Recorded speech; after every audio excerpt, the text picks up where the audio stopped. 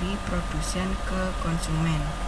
Untuk lebih jelasnya bisa dilihat di gambar 4.2 halaman 4.9.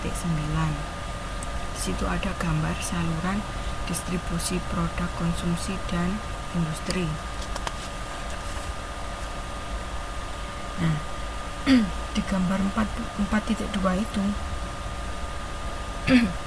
dilihat di modul ya, tampak saluran distribusi produk itu terdiri atas saluran distribusi produk pasar konsumen dan saluran distribusi produk pasar industri. Nah, untuk saluran distribusi produk pasar konsumen itu terdiri dari 5 pilihan saluran distribusi. Yang pertama dari produsen ke konsumen, yang kedua dari produsen ke agen, agen ke pengecer, dari pengecer baru ke konsumen. Yang ketiga ada produsen ke pedagang besar, kemudian dari pedagang besar ke pengecer, yang selanjutnya dari pengecer baru ke konsumen. Untuk yang keempat, saluran distribusi yang keempat ada dari produsen ke agen, dari agen ke pedagang besar, dari pedagang besar ke pengecer, dan dari pengecer ke konsumen. Yang terakhir ada produsen ke pengecer, baru dari pengecer ke konsumen. Nah, kalau diperhatikan itu saluran distribusi produk pasar konsumen yang terpendek itu adalah saluran A karena dari produsen langsung ke konsumen.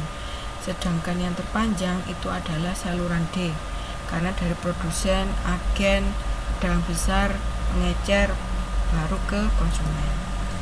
Nah, selanjutnya untuk saluran distribusi produk pasar industri itu ada 4 pilihan saluran distribusi. Yang pertama produsen ke pemakai industri, yang kedua produsen ke distributor industri, kemudian ke pemakai industri, yang ketiga dari produsen ke agen, agen ke distributor industri, kemudian distributor industri ke pemakai industri. Dan yang D itu adalah dari produsen ke agen, dari agen ke pemakai industri. Sekarang kalau dilihat dari situ, mana saluran yang terpendek untuk distribusi produk pasar industri?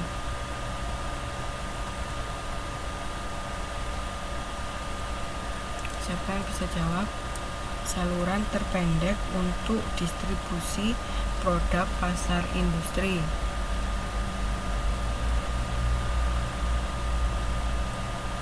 Saluran yang terpendek untuk saluran distribusi produk pasar industri yaitu A, dari produsen ke pemakai industri. Sedangkan yang terpanjang itu C, dari produsen, agen, distributor industri baru ke pemakai industri.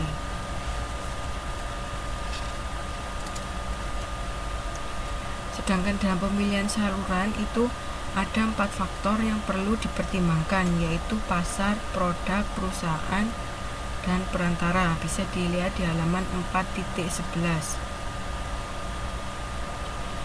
Pertimbangan pasar kenapa harus diperhatikan? Karena saluran distribusinya dipengaruhi oleh pola pembelian konsumen.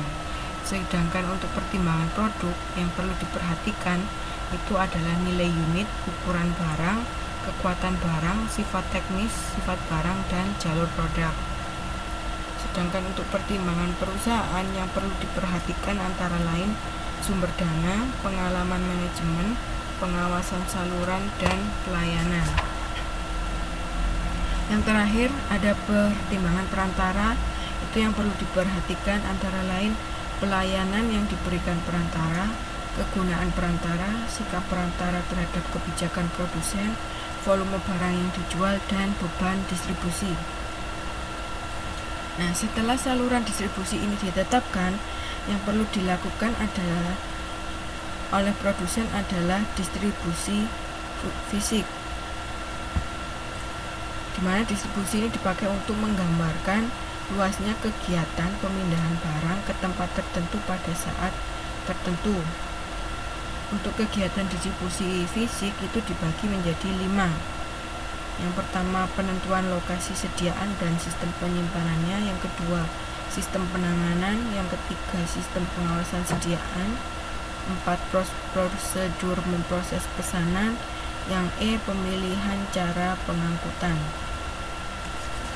Untuk yang A, penentuan lokasi sediaan dan sistem penyimpanan itu dapat dilakukan dengan cara memusat dan cara menyebar di daerah pasarnya. Kemudian untuk sistem penanganan barang itu dapat dilakukan dengan sistem paletasi dan sistem pengemasan. Selamat malam Mbak Helen, selamat bergabung. Kemudian dalam sistem pengemasan yaitu barang ditempatkan dalam peti kemas, kemudian sekaligus dipindahkan beserta peti kemasnya. Nggak apa-apa Mbak Helen. Sekarang kita di halaman 4.13 ya, mengenai kegiatan distribusi fisik. 5 macam, ada 5 macam kegiatan distribusi fisik. Kemudian lanjut ke sistem pengawasan sediaan. Ini tujuannya untuk melayani pembeli dalam jumlah yang cukup tetapi sediaan tidak berlebihan. Nah, untuk cara pengangkutan barang ini bisa saja melalui darat, laut, udara, menggunakan perusahaan jasa pengangkutan atau menggunakan sarana angkutan sendiri. Oke. Sudah paham? Ada yang ditanyakan? Kalau tidak ada, kita lanjut ke kegunaan anggaran beban penjualan. Masih di halaman yang sama, yaitu 4.13. Kegunaan anggaran beban penjualan ini dibagi menjadi 5 ya. Sebenarnya untuk menjelaskan kegunaan anggaran beban penjualan itu terlebih dahulu harus dijelaskan beban yang termasuk dalam beban penjualan. Beban penjualan itu adalah beban yang terjadi untuk kepentingan penjualan produk utama, seperti beban komisi penjualan, beban turun harga, beban distribusi barang, beban promosi, dan lain-lain. Oke. Sekarang kita ke beban perlengkapan piutang usaha. Di sini metode pencatatan piutang usaha itu ada 2, yaitu metode langsung dan metode cadangan. Beban penghapusan piutang yang termasuk beban penjualan itu adalah beban penghapusan piutang usaha yang menggunakan pencatatan piutang dengan metode cadangan. Sedangkan penghapusan piutang usaha yang menggunakan pencatatan metode langsung disebut kerugian penghapusan piutang. Kerugian penghapusan piutang ini termasuk pos luar biasa. Contohnya ya, di halaman 4.14 itu ada, misalkan piutang usaha sebesar 100.000 ditaksir tidak tertagih 10.000 dalam neraca di sisi aktiva, kemudian dapat disajikan dengan metode taksiran dan metode aktual. Untuk metode taksiran kan piutang usahanya tadi 100.000, ternyata ditaksir tidak tertagih itu 10.000, berarti piutang usahanya berapa? 100.000 dikurangi 10.000 yaitu 90.000. 4.14 bisa mengikuti?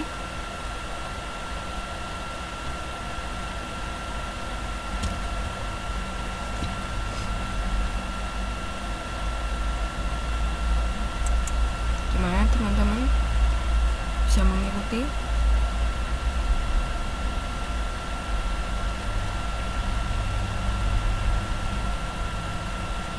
Untuk metode aktual itu adalah langsung, karena tadi itu 10.000-nya itu karena taksiran, maka untuk metode aktual itu tidak ada ya, jadi piutang usahanya tetap sebanyak 100.000. Selanjutnya, misalnya terjadi piutang usaha yang aktual tidak tertagih 10.000 karena debitur tersebut bangkrut.